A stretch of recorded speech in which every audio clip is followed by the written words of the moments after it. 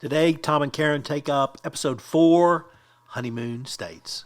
Hello, everyone. Tom Fox back again with Karen Woody for our continued exploration of Succession today, episode 4. Welcome back, Karen. Thank you, Tom. Karen, after episode 3, I'm not surprised. I had a little bit of a letdown. I don't know how you felt about this. We both agreed episode 3 was one of the finest hours we had ever seen on television. And it would take a hell of an episode to top that, and they didn't.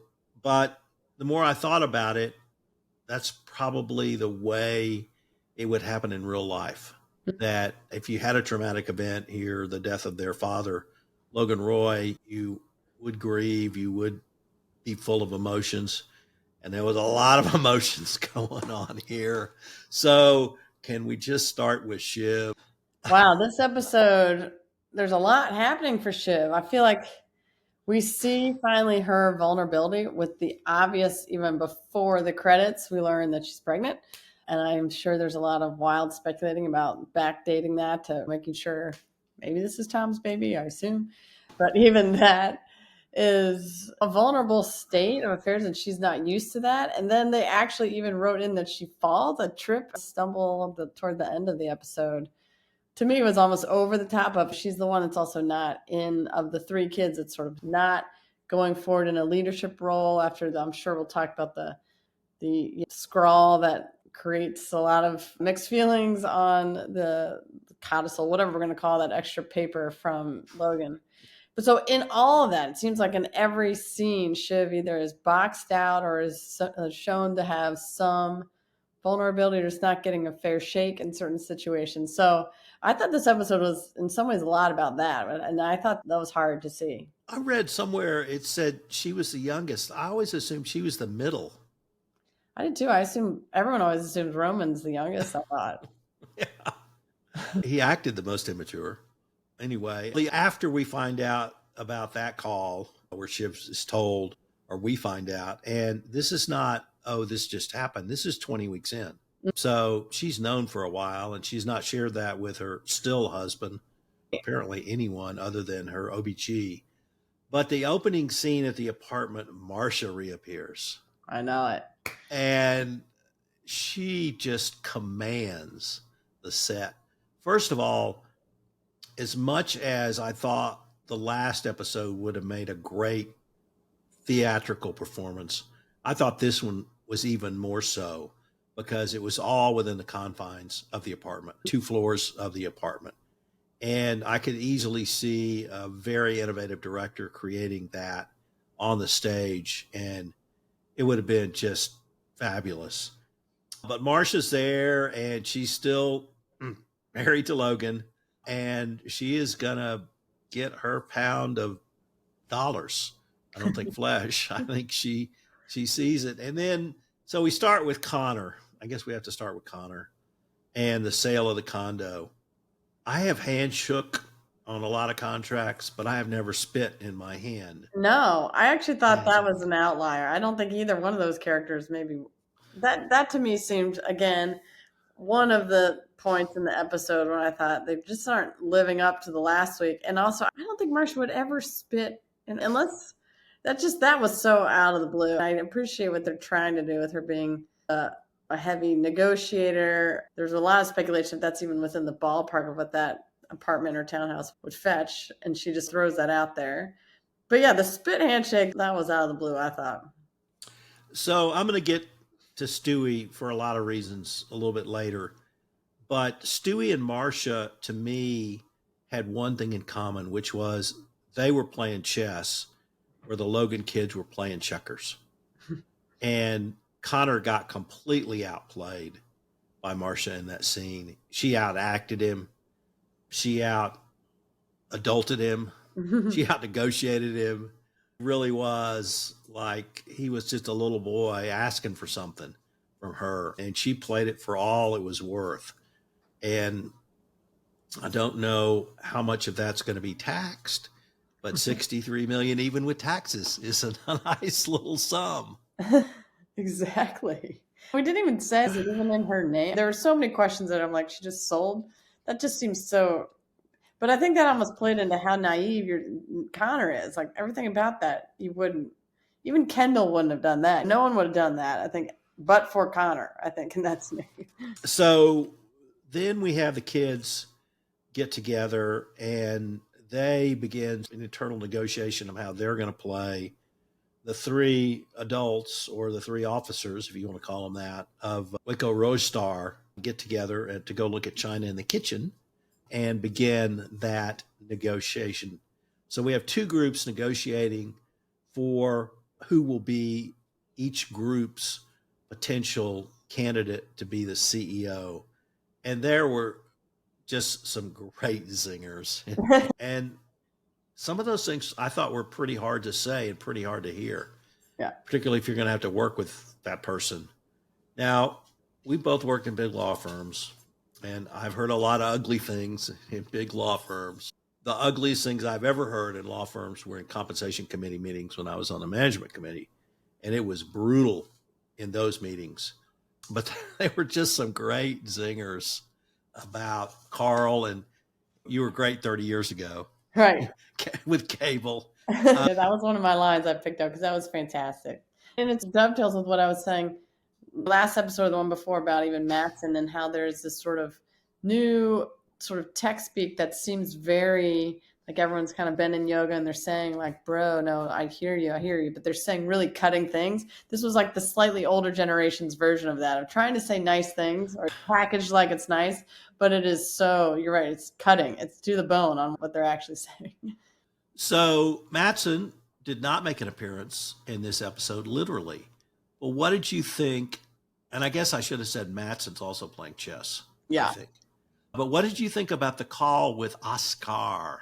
I felt my blood pressure go up even in that scene. Oh my goodness. He's icing them out. It's all going to fall apart because all of the eggs are in that basket. I don't know why. That's what I said in that first episode. I don't know why they're playing too much hardball with that because they all need that sale, from what I understand. It's when he starts deciding that the power's back with him, he's not even going to pick up their call, or they say something like, our father died yesterday. He's, oh yeah, no, we did know that. Sorry. Bad luck. He's pretty ruthless. So yeah, I thought that was a really telling scene about where I think the rest, or at least the next few episodes might go, of them going to see him. Yeah, I'm looking forward to seeing him and stepping into nearly maybe the Logan Roy shoes. I will say the absence of Brian Cox is another reason it all feels a little bit sunken. Even though I do think last episode everyone else other than Logan really carried the day because he wasn't featured in it very much. But there is something about, you can almost feel the gravitas has declined a little when the absence even of that character is felt in the show. What did you think about Carrie? Did you have any sympathy for her? I guess it says something about me if I say no, but a little. It was just such a meltdown. But if you go back and watch, she's a pretty terrible character in the earlier episodes. She's trying, I think, sometimes to reconcile Logan and the kids at times, but even that she's got her own skin in the game.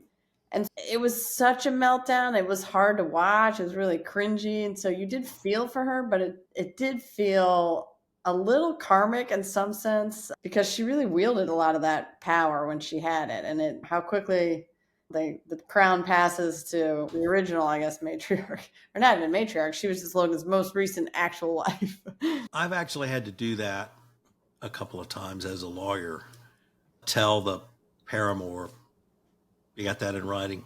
Sorry. Yeah. And that's a difficult conversation.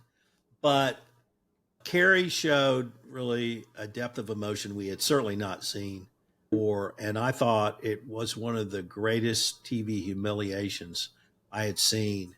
At first, I thought Marcia knocked the bag out of her hand, just slapped it. When I rewatched it, I realized Carrie just fumbled it. But she's almost on the ground picking up stuff. And then the line that Marcia utters, send her out the back to the subway so she can go home to her little apartment. Oh, yeah. I was like, wow. I mean, it's really brilliant script writing because, the things that are in the bag are obviously your personal effects. There's no question about who Carrie is. It's all there. I did think what was really interesting about that scene to me was that Roman is the one who helps and who almost has the most empathy. Greg has completely jumped teams and is whispering in Marsha's ear how tasteless it is that Carrie's even there, and is really on Team Marsha. He sees which way the wind is blowing, I think. But Roman, I thought, had a sense of humanity that I don't know if I expected him to show in that moment. I absolutely agree. Let's get to the musings, the document, the codicil, the whatever we should call it, and I still don't know what we should call it. An undated, not signed, but where Logan Roy identifies Kendall Logan Roy as his successor. But there was a line either under it, through it, or both at some point. And there were some other things on there. They made a particular note of the music Logan wanted at his funeral, the name Greg with a question mark, which has a little bit about Greg later on. Let's start with legally. Is that document legally meaningful at all? I think they try to suss that out even in the show when Jerry says, well, it doesn't mean anything. So there is, the answer is, I think, no. It's not dated. It's certainly not notarized. There's no even clear understanding of what the interpretation would be with that line through it or not. I guess it's curious to know if the original printing of it before he takes the pencil to it is the binding will, and that the question is whether or not just alteration changes it or not. And that might be a separate question, but I get the impression that they all find this is all news. And so was he crossing that out, or is the underline mean that he's down? I think the answer around all this, and I assume most trust and estates attorneys, of which I'm not one, would say that is evidence maybe and persuasive, but it's not a legal binding document from what I understand. There's a reason we do have the formal processes of notarizing things and having a witness present. That's what makes things binding. But I have to imagine this happens also all of the time. And so the idea that you'd have some window into the wishes of somebody that has some merit but not legal standing. That's my thought. Again, this is well outside of my lane, but I'd be curious what you think about that. Coincidentally, on Tuesday, I drove to Austin for a wills and estate seminar. There you go. I needed some CLE, and it was the closest, cheapest that I could get. And this actually came up in the seminar. Someone talked about it, and they went through the analysis that you just went through. And their conclusion was it perhaps had some persuasive evidence, but only perhaps. But the other part you said, it's actually, this does happen not more often than not, but more often than you might expect. And in the context of not just estate planning, but trust, where a trustee, a grantor trustee will put some musings away somewhere, and it will not be notarized, it will not be witnessed, and it may not be signed. And what do you do with that if you're the successor trustee? Do you honor those wishes, or do you honor what's been agreed to?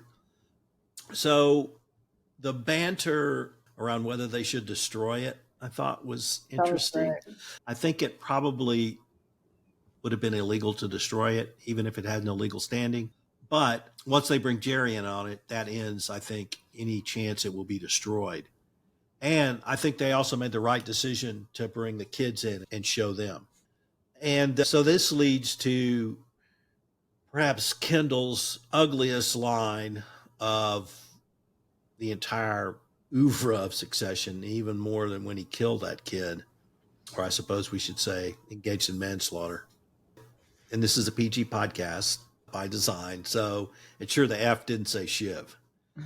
And I just thought that was the most cutting thing he could have said. I'd never heard him speak like that before. And he says it to his sister. And clearly she was taken aback by that. So what did you think of either that line or that whole scene where they bring in and tell the kids? To start with them letting the kids in on it, I was surprised. Another twist. I thought they were going to be more nefarious than that, but it did seem like they were being very above board and even handed of saying it's maybe doesn't mean anything, it means something. And so it goes to our earlier question, which is does this legally mean anything? And so I think that's where Carl is suggesting it doesn't even mean anything. So it's not a big deal if it goes away. I think that then plays into this series of decisions that line up, which is they think maybe it does mean something, in which case they then make the follow-on decision that they should tell the kids. And I think we see the Kendall we saw in earlier seasons. I don't think he's reformed or not, as he is a very ambitious, cutthroat guy. And we saw that early on. And he's had a number of breakdowns at various times. But I don't think that sort of core of his personality has gone away, even when he's been playing nice and seems to be a reformed, a changed person, maybe especially after his manslaughter situation.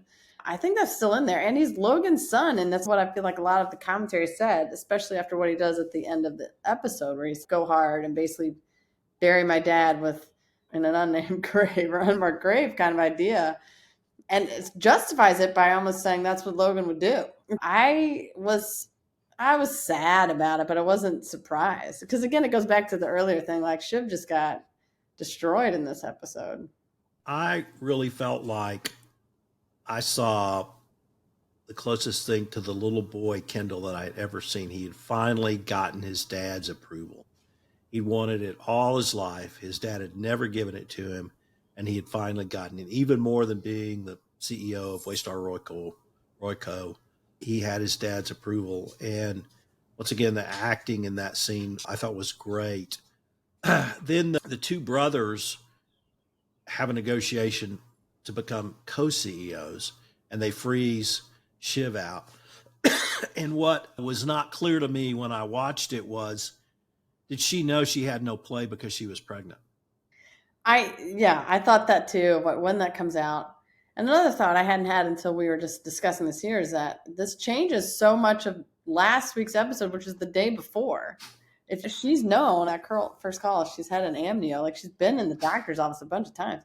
So it almost makes me want to rewatch that, knowing that this whole season she's probably known this.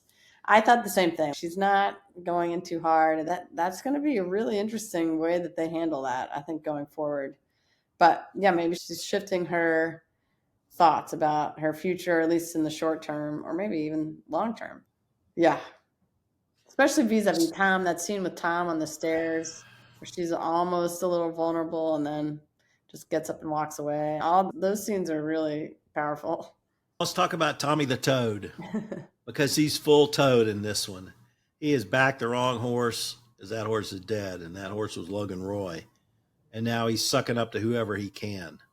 And I just found that really hard to watch, even more than Greg, because at least Greg got named in the musing.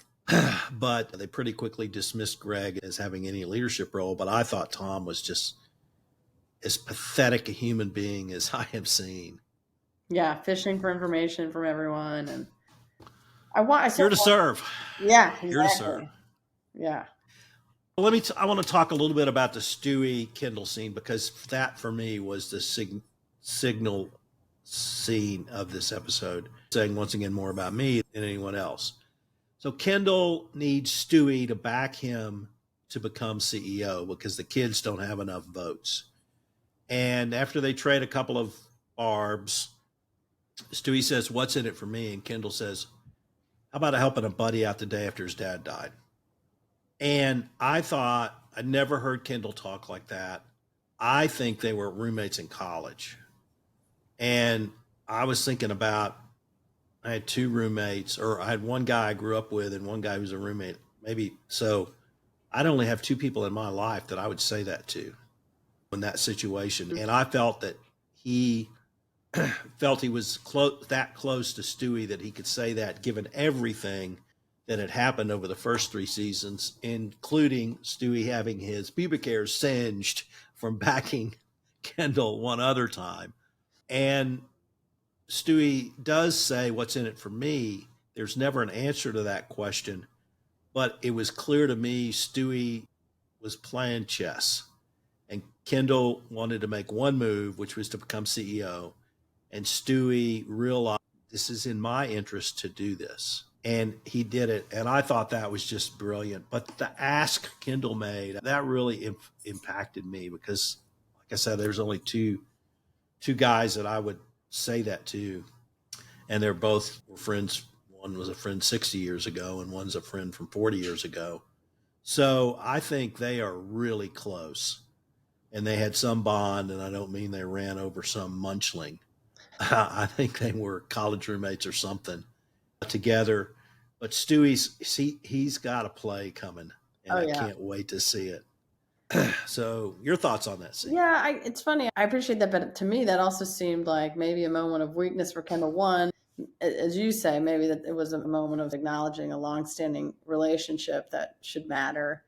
I don't know if that ever matters, it feels like in this show, though. I remember thinking, like, oh, that's a terrible answer. Like, he's basically saying, I've got nothing. Can you do me a favor and make sure I become CEO? When we've now seen 3.5 seasons of that's not something that people do favors for, including Stewie, as he says. I think you're right that Stewie could say absolutely not, but I think you're right. I think he's playing a long game. He's seeing how all the pieces are going to move around the board and sees the reason for it. And then he's invited into the meeting in the whatever library with the rest of them, even after Frank or someone objects. And Kendall says, no, Stewie's here. He's a board member. So elevating even maybe the power Stewie has among those in the room is maybe the first sort of signal that Stewie's going to have more power and power maybe over Kendall in some way. The scene in the room before the board meeting, the first time I became a CEO of a nonprofit, or I guess a chairman of the board, the former CEO took me aside and he said, I'm going to give you one piece of advice. Never go into a meeting you don't know the answer and you don't know the outcome. And if you need any help, I will help you get the outcome you want. And so that to me, having the meeting before the meeting is always something you do. And you know exactly how everyone's going to vote. You never are surprised, and no one comes in with some argument and sways people. So to me, that was a pretty savvy business move. And I really saw that no more than that. And I thought Stewie's argument was precisely the argument he could and should have made from a business perspective. That's right. So they have the board. We don't see the board meeting, but they have it. And Kendall's then made CEO. Then we see Shiv's, I don't want to say storm out, but the scene where she falls, and spoiler alert, my wife cried out, she's going to lose the baby. Right there, she said it. Now, it didn't happen there, but my wife is convinced that's what's going to happen. I didn't interpret the scene where she fell. I thought she was wearing high heels. She took a step, she tripped. I interpreted that just her discombobulation from everything that had happened. I did not put any part of the pregnancy on there, recognizing I've never been pregnant, so I can't really speak to that. And there's one person on this podcast who has been. So I wanted to ask you, is that a reasonable to happen to a woman at 20 weeks, or is it just a combination of everything? I don't think so. I don't think you're overly off balance. There could be a lot of different things, meaning you could have some blood sugar. There are a lot of things that maybe could be a little off because you're pregnant, but no, I don't think you're more likely to fall just because you're 20 weeks pregnant. I think it was all of those factors. And yeah, I was a little surprised they wrote that in there. That was either too heavy-handed of the metaphor of it, or it just didn't seem necessary. I felt like we already saw a little bit of the taking Shiv down a few notches and the rest of the show that I wasn't sure we were going. But I hadn't thought of that, your wife's theory, that maybe they're setting that up to take it in a different direction. But no, I don't think you're going to just fall down 2 steps of stairs. So let's go to the end scene with Hugo, because we've left 2 other scenes with Hugo out that we have to talk about. As they're entering the apartment, as Kendall's entering the apartment, Hugo's on the telephone having a quite graphic, what I thought was a phone conversation, but it turns out he's leaving a Alex Baldwin voicemail for his daughter, who had somehow found out from her dad that Logan had died and sold all her stock. Perhaps insider trading, perhaps not. Nevertheless, Hugo tells this to Kendall about midway through the episode, and Kendall really doesn't react. And I had thought at that point he was basically going to say, you made your bed, you'll lie in it.